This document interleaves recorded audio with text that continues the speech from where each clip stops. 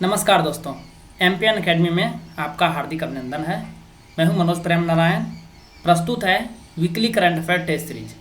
इस वीडियो में हम लोग 26 अप्रैल से लेकर 2 मई 2020 के समसामयिक घटनाक्रम पर आधारित 30 महत्वपूर्ण मल्टीपल चॉइस क्वेश्चंस को हिंदी और इंग्लिश दोनों भाषाओं में हल करेंगे।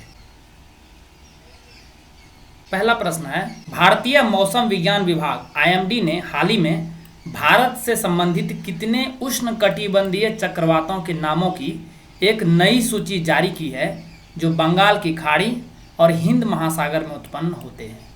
Indian meteorological department IMD has recently released a new list of names of how many future tropical cyclones related to India that originates in bay of Bengal and Indian ocean. The right answer is option number B 13। चक्रवातों के नाम क्या है? गति, तेज, मुरासू, आग, व्योम, झार, प्रोबाहो, नीर, प्रबंधन, घूर्णी, अम्बुद, जलधि और वेगा। इस सूची में कुल 169 नामों में से 13 सदस्य देशों Bangladesh, Bharat, Iran, Maldives, Myanmar, Oman, Pakistan, Qatar, Saudi Arab, Sri Lanka, Thailand, संयुक्त अरब अमीरात और यमन के लिए 13 चक्रवातों के नाम शामिल हैं। यानी 13 देश हैं और सभी के लिए 13 चक्रवातों के नाम हैं, जिसमें भारत भी शामिल है। कोविड-19 इलाज के लिए प्लाज्मा थेरेपी सफलतापूर्वक शुरू करने वाला देश का पहला सरकारी अस्पताल कौन बन गया है? The first government hospital in the country to successfully initiate plasma therapy for कोविड-19 treatment is. The right answer is option number B KGMU Lucknow. ये क्या है? King George Medical University Lucknow, Uttar Pradesh में। 27 अप्रैल को एक 58 वर्षीय मरीज को प्लाज्मा थेरेपी की पहली खुराक दी गई। Drug controller general of India DGCI ने हाल ही में प्लाज्मा थेरेपी के प्रस्ताव को मंजूरी दी थी, जो ICMR द्वारा प्रस्तुत की गई थी। कोविड-19 से रिकवर हो चुके मरीज वायरस के खिलाफ IgM और IgG एंटीबॉडी उत्पन्न करते हैं। इन एंटीबॉडी का मूल्यांकन रैपिड टेस्ट के माध्यम से डोनर के नमूनों से किया जाता है। डोनर से एकत्र प्लाज्मा को उन रोगियों में स्थानांतरित किया जाता है जो वायरस के कारण गंभीर रूप से बीमार है। Stockholm International Peace Research Institute SIPRI की हालिया वार्षिक रिपोर्ट के अनुसार 2019 में भारत के सैन्य खर्च में कितने प्रतिशत की वृद्धि हुई है? According to the recent annual report of Stockholm International Peace Research Institute SIPRI, what is the percentage increase in India's military spending in 2019? The right answer is option number D 6.8%। और ये बढ़कर अब कितना हो गया है? 71 billion US dollar. America 732 billion US dollar के साथ दुनिया में सबसे अधिक सैन्य खर्च करने वाला देश है और यहाँ पर वार्षिक वृद्धि हुई है 5.3%। ऐसा पहली बार हुआ है जब दो एशियाई देशों चीन और भारत ने शीर्ष 3 पदों पर कब्जा किया है। 2019 में चीन का सैन्य खर्च 261 बिलियन US डॉलर पहुंच गया। इसमें पिछले साल की बनिस्बत 5.1% की वृद्धि दर्ज की गई है। तो ये तो रहे टॉप 3 के देश। चौथे नंबर पर है रसिया और टोटल देखेंगे ग्लोबली तो ये खर्च हुआ है 1917 बिलियन US डॉलर। RBI ने हाल ही में म्यूचुअल फंड के लिए कितने करोड़ रुपए की विशेष तरलता यानी लिक्विडिटी सुविधा की घोषणा की है? RBI has recently announced a special liquidity facility of how many crores for Indian funds? The right answer is option number D 50,000 crore रुपये। 27 अप्रैल को घोषणा की गई। RBI बाजारों में तरलता का प्रभाव बढ़ा रहा है क्योंकि कोविड-19 ने म्यूचुअल फंड्स पर लिक्विडिटी का दबाव डाला है। म्यूचुअल फंड्स के लिए विशेष तरलता सुविधा यानी special liquidity facility SLF mutual fund 90 दिनों के लिए रेपो रेट का संचालन करेगी। न्यूज में क्यों है? आपने सुना होगा फ्रैंकलिन टेम्पल्टन जो कि लिक्विड फंड चलाती थी म्यूचुअल फंड के रूप में, उन्होंने 4.1 अरब डॉलर के भारतीय लिक्विड फंड यानी डेब्ट फंड को बंद कर दिया क्योंकि एक लिक्विडिटी क्राइसिस ने निवेशक को इसे फ्रीज करने के लिए मजबूर कर दिया। कोविड-19 के कारण किस देश में होने वाले बहुपक्षीय हवाई युद्धाभ्यास पिच ब्लैक 2020 को रद्द कर दिया गया है? In which countries military air combat training exercise pitch black 2020 has been cancelled due to कोविड-19? The right answer is option number C Australia में ये होता है। 27 जुलाई से 14 अगस्त तक होने वाला था यह। Exercise pitch black 2020 royal Australian air force द्वारा आयोजित एक द्विवार्षिक युद्धाभ्यास है जिसकी शुरुआत 1981 में हुई थी, जबकि भारत ने पहली बार इसमें 2018 में भाग लिया था। भारत सरकार ने अंतर्राष्ट्रीय वित्तीय सेवा केंद्र प्राधिकरण IFSCA की स्थापना की है। इसका मुख्यालय कहाँ स्थापित किया जाएगा? The Government of India has established the international financial services centre authority IFSCA. Where will its headquarter be set up? The right answer is option number D. Gujarat में गांधीनगर। इसकी स्थापना एक अधिसूचना के साथ की गई। यह अधिसूचना IFSCA अधिनियम 2019 के कुछ प्रभावों को लागू करती है। यह प्राधिकरण भारत में अंतर्राष्ट्रीय वित्तीय सेवा केंद्रों में वित्तीय बाजारों को विनिमय करेगा। हाल ही में किस देश ने वीडियो कॉन्फ्रेंसिंग के माध्यम से पिट्सबर्ग जलवायु वार्ता के 11वें सत्र की मेजबानी की? Recently which country hosted the 11th Pittsburgh Climate Dialogue PCD through video conferencing? The right answer is option number B. इसका होस्ट था जर्मनी। 28 अप्रैल को हुआ था ये। केंद्रीय पर्यावरण वन और जलवायु परिवर्तन मंत्री श्री प्रकाश जावड़ेकर ने भारत का प्रतिनिधित्व करते हुए इसमें भाग लिया। इसकी सह अध्यक्षता UK ने की थी। तो अध्यक्ष थे जर्मनी, लेकिन सह अध्यक्षता यानी को होस्ट था UK। इस संवाद में 30 से अधिक देशों ने भाग लिया। इस दौरान कोविड-19 से निपटने, जीवन बचाने और बीमारी के सामाजिक और आर्थिक परिणामों को दूर करने के उपायों के बारे में चर्चा की। ध्यान में रहे कि कोपेनहेगन जलवायु परिवर्तन सम्मेलन के बाद 2010 में पिट्सबर्ग क्लाइमेट डायलॉग श्रृंखला शुरू की गई थी और ये वार्षिक होता है। The Global Report on Internal Displacement GRID 2020 के अनुसार भारत में 2019 में लगभग कितने लोग विस्थापित हुए थे? According to the Global Report on Internal Displacement GRID 2020 approximately how many people were displaced in India in 2019? The right answer is option number C। लगभग 50 लाख लोग यानी 5 मिलियन लोग। आंतरिक विस्थापन निगरानी केंद्र IDMC द्वारा जारी इस रिपोर्ट के अनुसार यह संख्या आज तक दुनिया में सबसे अधिक है। IDMC यह भी कहता है कि भारत में विस्थापन उच्च जनसंख्या, सामाजिक और आर्थिक विविधता में वृद्धि के कारण है।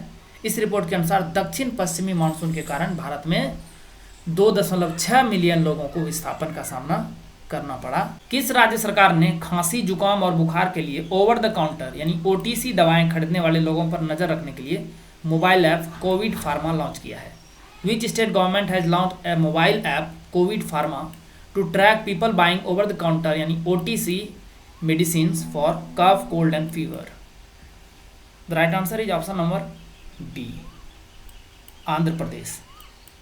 इस ऐप के जरिए दुकानदार दवा खरीदने वाले से फ़ोन नंबर आदि सहित अन्य जानकारियां लेगा और सरकार को इसकी सूचना देगा। मौजूदा हालात में इससे उन लोगों का पता लगाने में होगी जिन्हें कोविड-19 के लक्षण दिखाई पड़ रहे। किस देश की नौसेना ने अप्रैल 2020 के अंतिम सप्ताह में अरब सागर में पोतरोधी मिसाइलों का सफल परीक्षण किया है? Which country navy successfully tested anti ship missiles in the Arabian Sea in the last week of April 2020? The right answer is option number D. Pakistan ने किया है 25 अप्रैल को उत्तरी अरब सागर में। पाकिस्तानी नौसेना के प्रवक्ता रियर एडमिरल अर्शिद जावेद ने कहा कि मिसाइलों को सतह पर स्थित जहाजों, अस्थिर और रोटरी विंग विमानों से दागा गया, जिसकी तस्वीर आप सामने देख सकते हैं। कोरोना वायरस के खौफ के बीच हथियारों की होड़ में जुट गया है पाकिस्तान। नहीं तो क्या जरूरत था इस त्रासदी काल में ये मिसाइल परीक्षण करने की। ध्यान में रहे, भारत के पास ब्रह्मोस, निर्भय, धनुष, ब्रह्मोस 2 और ब्रह्मोस NG जैसी खतरनाक एंटी शिप मिसाइलें हैं। किस राज्य में शहरी क्षेत्र की महिलाओं के लिए जीवन शक्ति योजना लॉन्च की गई है? Jeevan Shakti scheme is launch for urban women in which state? The right answer is option number D, Madhya Pradesh में। इसके अंतर्गत शहरी क्षेत्रों में महिलाएं घर घर मास्क बनाएंगी तथा लाभ कमाएंगी। सरकार प्रति मास्क इन्हें 11 रुपये की राशि तुरंत उपलब्ध कराएगी। मुख्यमंत्री शिवराज सिंह चौहान ने बताया कि मास्क बनाने की इच्छुक महिलाओं को उनके टेलीफोन अथवा मोबाइल फ़ोन के माध्यम से कॉल सेंटर नंबर, एक नंबर दिया गया है 0755 2700 800 पर कॉल कर अपना पंजीयन कराना होगा। पंजीयन के बाद उन्हें मोबाइल पर ही मास्क बनाने का ऑर्डर मिल जाएगा। यदि आप इस चैनल पर नए हैं और इस चैनल पर प्रसारित होने वाले करंट अफेयर्स का PDF संपूर्ण व्याख्या के साथ प्राप्त करना चाहते हैं, यानी मैं जो भी बोल रहा हूँ उस PDF में वो मेंशन रहे, तो इसके बारे में सूचना वीडियो के अंत में दी जाएगी। दोस्तों PDF बहुत ज़रूरी होता है। एक वीडियो देखते हैं तो 25 से 30 मिनट का समय आपका लगता है, लेकिन उसके बाद आपको रिवाइज करने के लिए बार बार वीडियो देखने की ज़रूरत नहीं है। PDF आपके पास रहेगा तो मुश्किल से 5 से 6 मिनट का समय लगेगा, आप उसको आसानी से रिवाइज कर पाएंगे। तो इसके बारे में सूचना वीडियो के अंत में दी जाएगी। हाल ही में किसे संयुक्त राष्ट्र में भारत का स्थायी प्रतिनिधि नियुक्त किया गया है?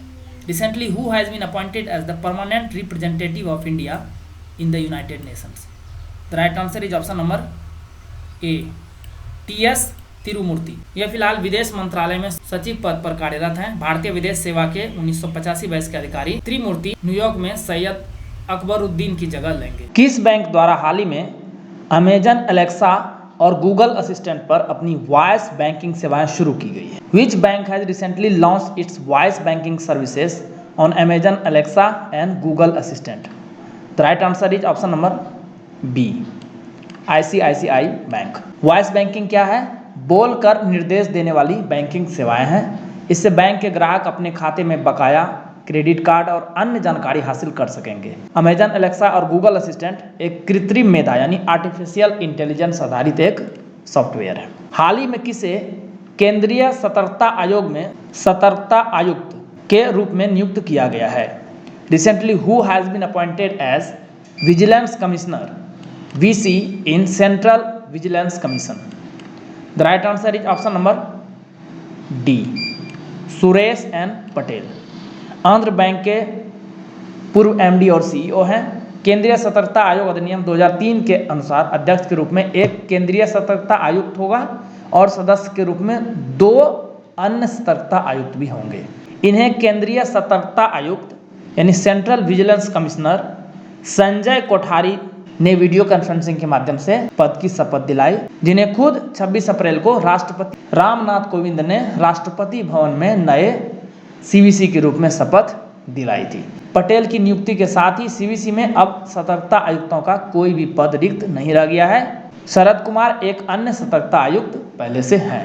हाल ही में चर्चा में रहे सेंट्रल विस्टा पुनर्विकास परियोजना का संबंध किस शहर से है? Central Vista redevelopment project which is in the news recently is associated with which city? The right answer is option number C, नई दिल्ली से। इस परियोजना का लक्ष्य त्रिकोणीय संसद भवन बनाना है। इसके तहत राष्ट्रपति भवन से इंडिया गेट तक लगभग 3 किलोमीटर लंबे राजपथ की मरम्मत की जाएगी। नई दिल्ली के सेंट्रल विस्टा में संसद भवन, Rashtrapati Bhavan, India gate, north और साउथ ब्लॉक और नेशनल आर्काइव्स हैं।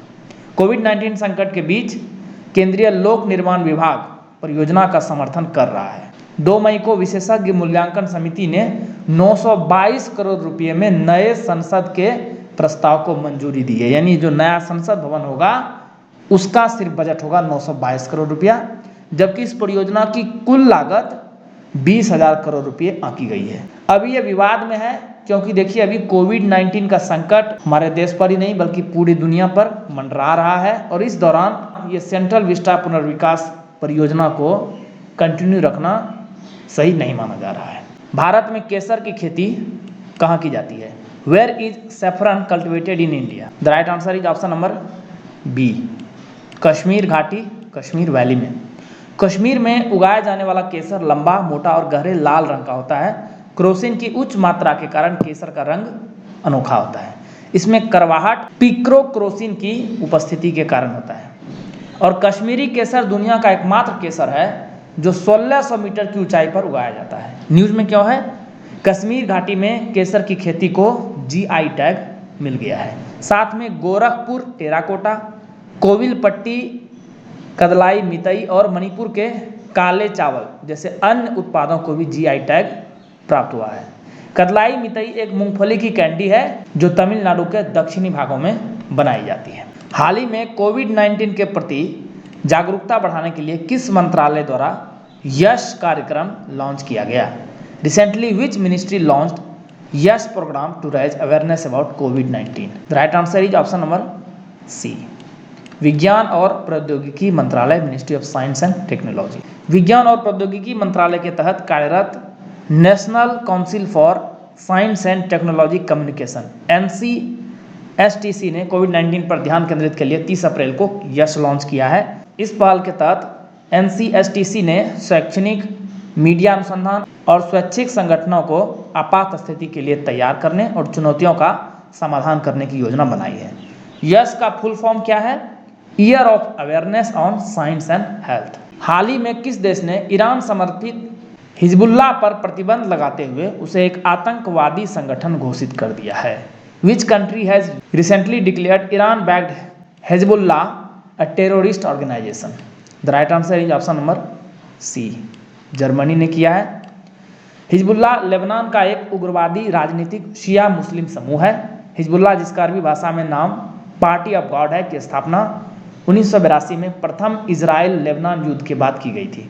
वर्तमान में इस समूह के सीरिया एवं ईरान के साथ राजनीतिक तथा सैन्य संबंध हैं और इसे संयुक्त राज्य अमेरिका एवं अन्य पश्चिमी देशों द्वारा आतंकवादी समूह के रूप में नामित किया गया है। हाल ही में भारत के एक पूर्व महान खिलाड़ी चुन्नी गोस्वामी का निधन हो गया।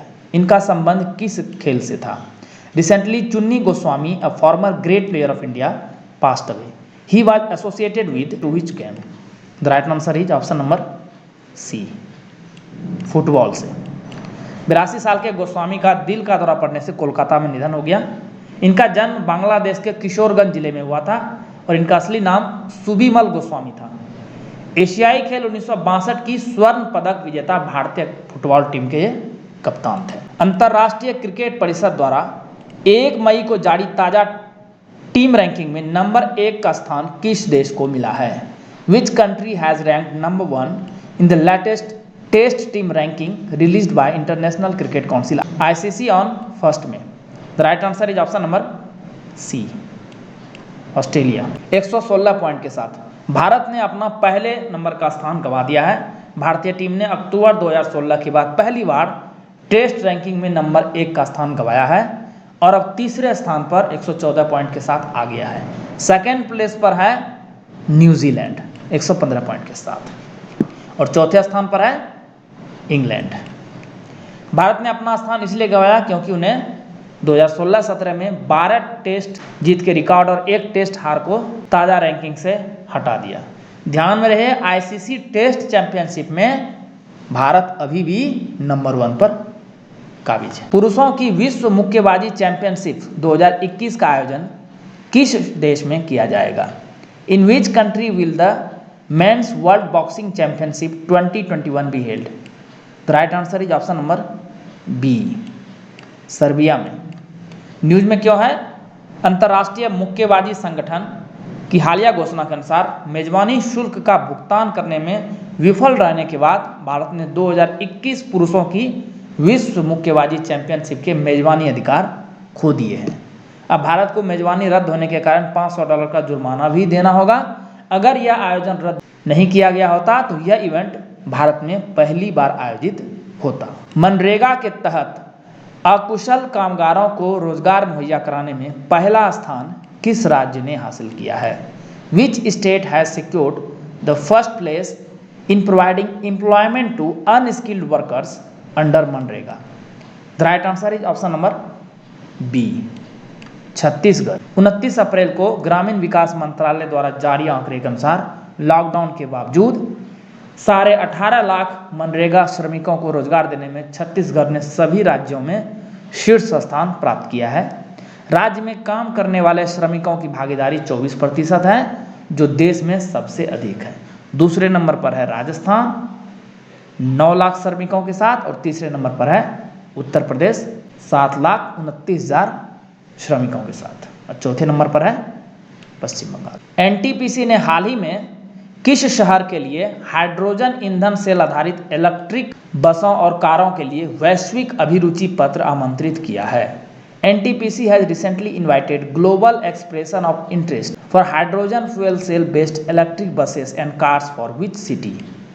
The right answer is option number A, ले और साथ में दिल्ली भी, चूंकि दिल्ली ऑप्शन में नहीं है इसीलिए ले सही जवाब है। यह EOI NTPC की पूर्ण स्वामित्व वाली सहायक कंपनी एनटीपीसी विद्युत व्यापार निगम यानी एनवीवीएन लिमिटेड की ओर से जारी किए गए हैं। हाइड्रोजन ईंधन से आधारित वाहनों की खरीद से संबंधित यह परियोजना देश में अपनी तरह की पहली परियोजना है। अमेरिका ने बौद्धिक संपदा प्रणाली में अपने योग्य सुधार की कमी के कारण हाल ही में किस देश को प्राथमिकता निगरानी सूची में शामिल किया है? Which country has recently been included in the priority watch list by the US due to lack of measurable improvements in the intellectual property system? The right answer is option number D. Saudi Arab को बौद्धिक संपदा प्रणाली में मापने योग्य सुधार की कमी के कारण 10 देशों को इस सूची में शामिल किया गया है। एक तो सऊदी अरब हो गया और अन्य 9 देश हैं। पहला अपना प्यारा देश भारत, फिर चीन, अर्जेंटीना, अल्जीरिया, चिली, रूस, इंडोनेशिया, सऊदी अरब, वेनेजुएला और यूक्रेन। अमेरिका ने आरोप लगाते हुए यह कदम उठाया है कि इन देशों में बौद्धिक संपदाओं और उनके प्रवर्तन ने अमेरिकियों की न्यायोचित बाजार पहुंच को हानि पहुंचाई है, जबकि इस सूची से कनाडा, कुवैत और थाईलैंड के नाम हटा दिए। केंद्र सरकार ने हाल ही में बैंकिंग उद्योग को कब तक के लिए सार्वजनिक उपयोगिता सेवा के रूप में घोषित किया है? Banking industry has been declared as a public utility service recently by the Government of India till the right answer is option number A 21 अक्टूबर 2020 तक के लिए औद्योगिक विवाद अधिनियम के प्रावधानों के तहत 6 महीने के लिए किया है। इस आदेश को श्रम मंत्रालय ने पारित कर दिया है। सार्वजनिक उपयोगिता सेवाएं वे सेवाएं हैं जो सार्वजनिक सेवा निगम के रूप में काम करती हैं।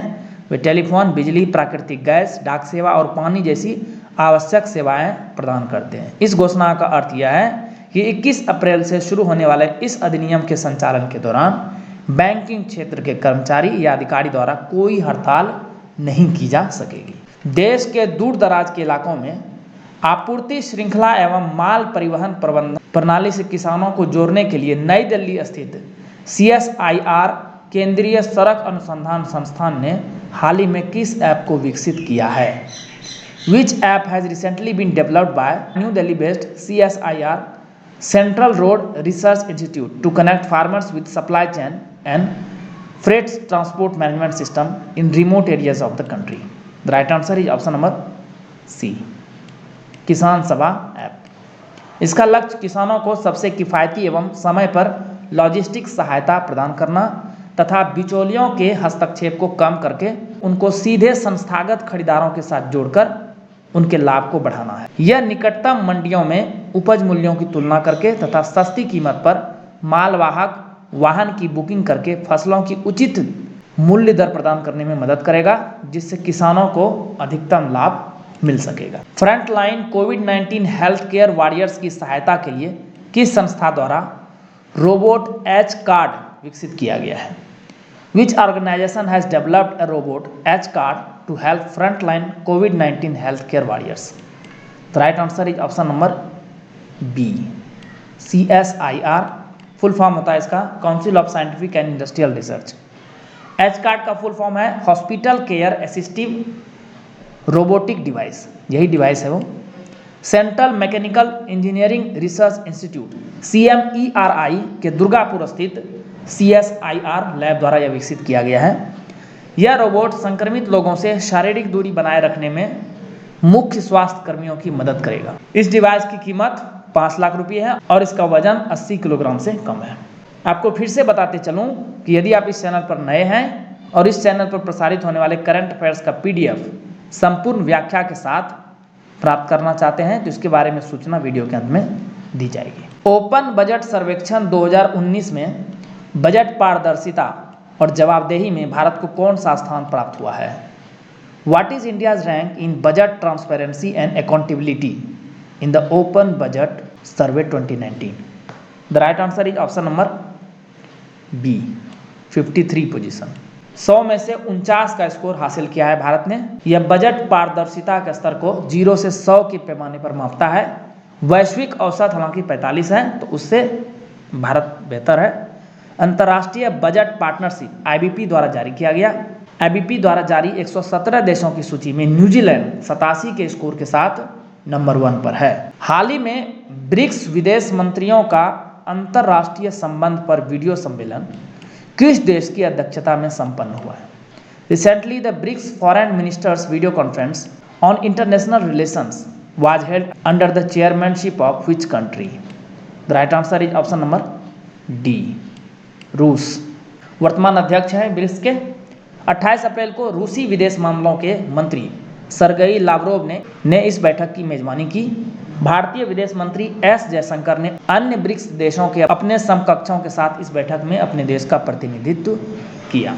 अंतिम प्रश्न, इसके बाद पीडीएफ के बारे में जानकारी दी जाएगी। हाल ही में अधिकार एवं जोखिम विश्लेषण समूह ने किस राज्य में चकमा एवं हाजोंग समुदायों हेतु भोजन सुनिश्चित कराने के लिए भारतीय प्रधानमंत्री के हस्तक्षेप की मांग की है? Recently the rights and risk analysis group has sought the intervention of the Indian prime minister to ensure food for the Chakma and Hajong communities in which state? The right answer is option number D, Arunachal Pradesh में। ये निर्जातीय लोग हैं जो चटगांव पहाड़ी इलाकों में रहते थे, जिसका अधिकांश भाग बांग्लादेश में स्थित है। चकमा मुख्य रूप से बौद्ध हैं, जबकि हाजोंग लोगों का संबंध हिंदू धर्म से है। ये मुख्य रूप से पूर्वोत्तर भारत, पश्चिम बंगाल, बांग्लादेश और म्यांमार में निवास करते हैं। ये दोनों समुदाय नागरिकता संशोधन अधिनियम CAA 2019 के अंतर्गत नहीं आते हैं, क्योंकि अरुणाचल प्रदेश CAA से छूट प्राप्त राज्यों में से एक है।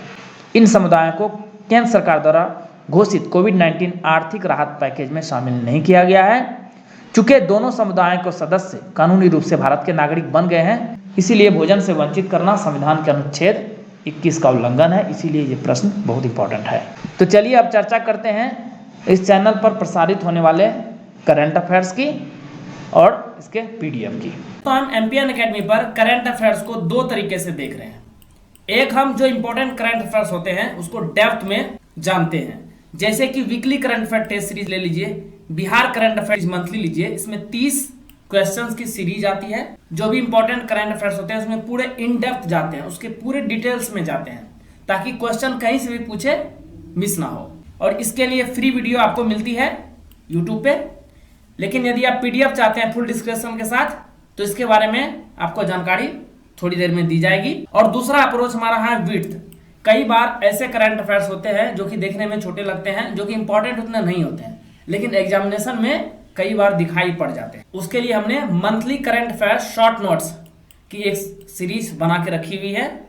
और बिहार करंट अफेयर्स में भी चलते चलते वाला जो सेक्शन है, लेकिन इसकी वीडियो नहीं आती है, ये पीडीएफ एक्सक्लूसिव है पेड व्हाट्सएप ग्रुप के लिए। हमारे टेलीग्राम चैनल पे भी आप जुड़ सकते हैं। एमपीएन एकेडमी सर्च करेंगे टेलीग्राम में, तो वहां आपको रिसेंट अपडेट्स नोटिफिकेशन मिल जाएंगे। तो चलिए आइए चर्चा करते हैं कि इसका पीडीएफ कैसे प्राप्त कर सकते हैं और कैसे हमारे पैड व्हाट्सएप ग्रुप से जुड़ सकते हैं। संपूर्ण व्याख्या के साथ पीडीएफ आपको मिलेगा और डिस्क्रिप्शन इसका हिंदी में रहेगा, लेकिन प्रश्न हिंदी इंग्लिश दोनों बायलिंगुअल रहेगा। इसके लिए कुछ सहायता शुल्क है, हेल्पिंग फी है, लेकिन ये आपको 13 मंथ्स के लिए मिलेगा। दिसंबर 2019 से शुरू होकर के दिसंबर 2020 के लिए। सिर्फ यदि आप बिहार करंट अफेयर्स चाहते हैं, जिसमें बिहार इकोनॉमिक सर्वे, बजट और मंथली बिहार करंट अफेयर्स होगा, इन 13 महीनों के लिए, तो उसके लिए 300 रुपये चार्ज है। Weekly current affair test series जो हर एक संडे को शाम को 6 बजे आती है, इसमें नेशनल और इंटरनेशनल न्यूज़ को कवर किया जाता है, उसके लिए PDF 400 rupees. Weekly current affair test series साथ साथ में मंथली करंट अफेयर जो कि सिर्फ हिंदी में आती है, तो ये भी आपको उपलब्ध हो जाएगा पीडीएफ। और ये सेक्शन है नेशनल और इंटरनेशनल के लिए, इसमें बिहार शामिल नहीं है, 500 रुपये। और weekly current affair test series, monthly current affairs जो कि नेशनल इंटरनेशनल का हिंदी वर्जन, और बिहार करंट अफेयर्स यदि आपको पूरा पैकेज चाहिए तो 600 रुपीज़। दोस्तों ये एक बहुत ही मामूली शुल्क है, साल भर का आपको मिल रहा है 13 महीने का। ये बहुत जरूरी था चैनल के ग्रोथ के लिए। हम चाहते हैं कि आपके लिए और अच्छे क्वालिटी कंटेंट तैयार कर सकें, तो इसीलिए ये इसकी व्यवस्था की गई है। बैंकिंग डिटेल इसका आप स्क्रीनशॉट ले लीजिएगा, डिस्क्रिप्शन बॉक्स में भी ये सारी डिटेल्स मैं दे दूंगा। बैंकिंग डिटेल है प्रियंका कुमारी के नाम से, जिस यहाँ पर आई नहीं है, ध्यान रखिएगा इसको। IFSC code, account number, phone पे, पेटीएम, यूपीआई, गूगल पे के थ्रू से भी ऑनलाइन ट्रांजैक्शन कर सकते हैं। एक ही नंबर है 7366005556, व्हाट्सएप नंबर भी है। आप ट्रांजैक्शन करके स्क्रीनशॉट को भेज दीजिए, इस पर आपको व्हाट्सएप पे ही पीडीएफ मिलना शुरू हो जाएगा। कृपया करके व्हाट्सएप पे अपना नाम और आप कहाँ से हैं, बिलोंग करते हैं, ये भी जरूर मेंशन कर दीजिए। Please write down your score in the comment section. Thank you very much for watching the video.